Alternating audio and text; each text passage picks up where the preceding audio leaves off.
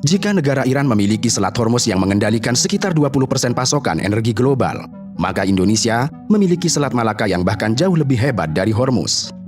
Selat Malaka adalah perairan sempit yang membentang sepanjang 900 km, memisahkan Semenanjung Malaya dan Sumatera, di mana di atas kertas, perairan ini adalah urat nadi utama yang mengalirkan darah perekonomian dunia. Jika Selat Hormuz difokuskan untuk mengakomodasi sekitar 15.000 kapal tanker per tahun demi memenuhi 20% konsumsi minyak dunia, maka Selat Malaka adalah jalan tol segalanya. Perairan ini dijejali oleh lebih dari 102.500 kapal niaga setiap tahunnya dan memikul 22% dari total seluruh perdagangan maritim global. Selat Malaka membawa 23,2 juta barel minyak bumi setiap harinya selama paruh pertama tahun 2025, di mana angka tersebut mewakili 29% dari total aliran minyak maritim di seluruh dunia. Secara geografis, Indonesia berdiri gagah sebagai pemilik halaman depan dari rute pelayaran ini, yang menguasai sekitar 70% jalur laut di sepanjang Selat Malaka. Dalam logika sederhana, pihak yang memiliki modal teritorial terbesar seharusnya mendapatkan porsi kue ekonomi yang paling masif. Akan tetapi, data empiris menunjukkan sebuah ironi yang memalukan, bahwa Indonesia diperkirakan hanya mampu menyerap sekitar 5% dari total nilai ekonomi yang berputar di selat tersebut. Sedangkan di sisi lain, Singapura, sebuah negara pulau yang luas daratannya jauh lebih kecil dibandingkan Pulau Batam, berhasil memposisikan dirinya sebagai kasir tunggal dari lautan tersebut. Ini artinya, peran Indonesia tereduksi menjadi semacam penyedia jalan tol laut gratis, sebatas penyedia fasilitas pasif bagi triliunan dolar kargo yang melintas setiap tahunnya. Sementara itu, Singapura menjual layanan dan jasa maritim yang bernilai miliaran dolar.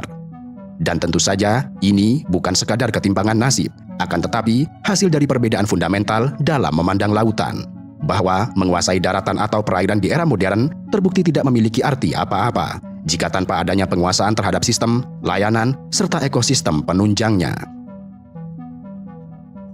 Masalah mendasar yang membelenggu Indonesia bukanlah kurangnya infrastruktur dasar, namun keterjebakan pada sebuah konsep usang yang disebut sebagai ilusi geografi.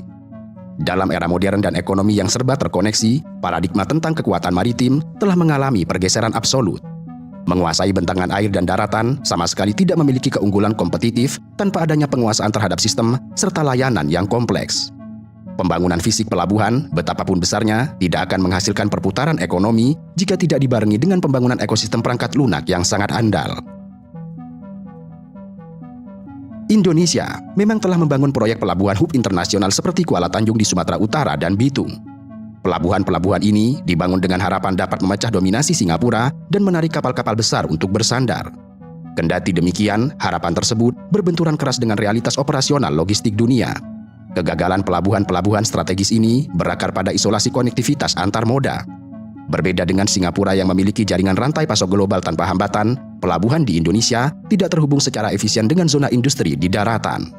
Kargo kerap kali mengalami kemacetan akibat buruknya koordinasi antar terminal pelabuhan, armada truk, jaringan kereta api darurat, serta fasilitas pergudangan.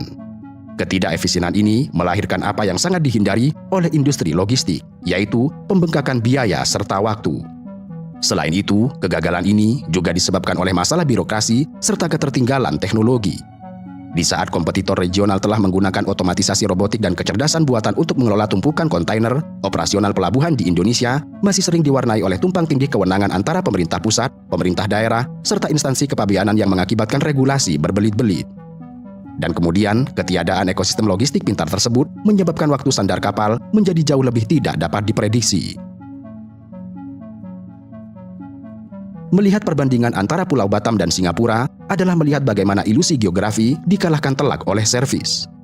Batam diluncurkan sejak tahun 1973 dengan dukungan penuh pemerintah pusat sebagai zona investasi berteknologi tinggi untuk menyaingi Singapura.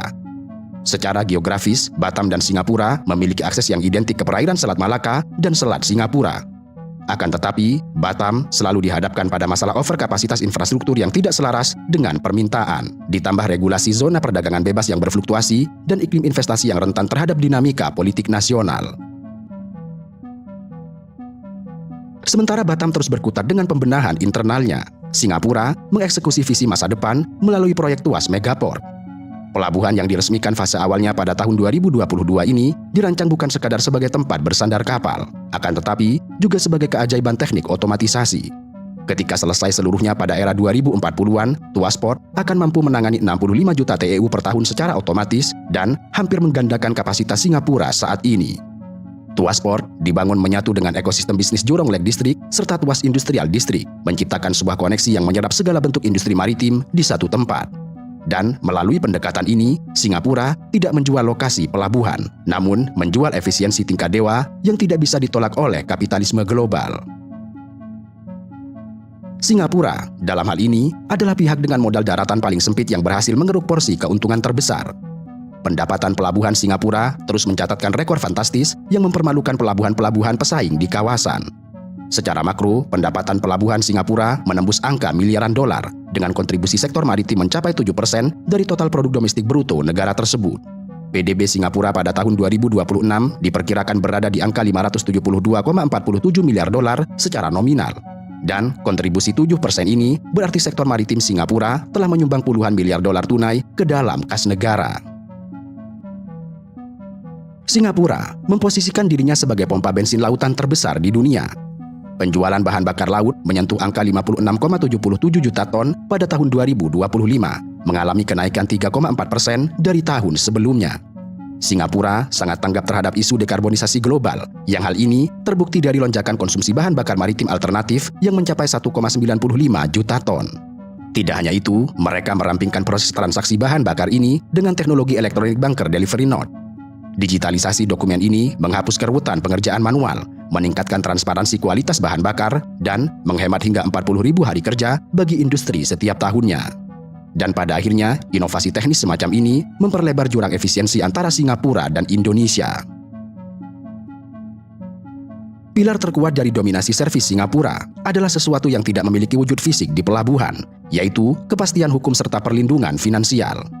Dalam dunia pelayaran yang mengangkut kargo senilai miliaran dolar, risiko sengketa kontrak, keterlambatan, kerusakan barang dan tabrakan kapal adalah ancaman nyata yang terjadi setiap hari. Oleh karena itu, Singapura membangun Pusat Arbitrase Maritim Singapura atau SCMA, sebuah wadah independen yang secara khusus menangani sengketa maritim global. Desain hukum SCMA sangat pro-bisnis, tidak mengenakan biaya pengajuan administratif di awal, dan memberikan fleksibilitas bagi para pihak untuk memilih arbiter. Efektivitas lembaga ini membuatnya diakui secara luas, dan aturan SCMA menjadi klausul penyelesaian sengketa default dalam kontrak pelayaran internasional. Pada tahun 2024 saja, SCMA menangani 95 kasus baru dengan total nilai klaim mencapai 97,97 juta dolar. Dan lebih jauh lagi, keputusan SCMA diakui dan dapat dieksekusi secara internasional.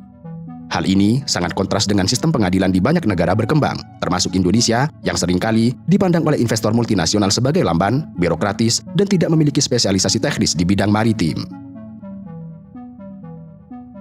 Dampak dari dominasi hukum ini menghasilkan efek domino ekonomi yang luar biasa. Karena sengketa maritim dipusatkan di Singapura, maka ratusan firma hukum internasional terkemuka, perbankan maritim, konsultan risiko, dan perusahaan asuransi raksasa membuka kantor pusat regional mereka di sana. Pasar asuransi maritim global yang bernilai 36,1 miliar dolar pada tahun 2025 menempatkan Singapura sebagai basis utama di kawasan Asia Tenggara, jauh melampaui penetrasi asuransi di Indonesia yang masih sangat rendah dan terfokus pada domestik.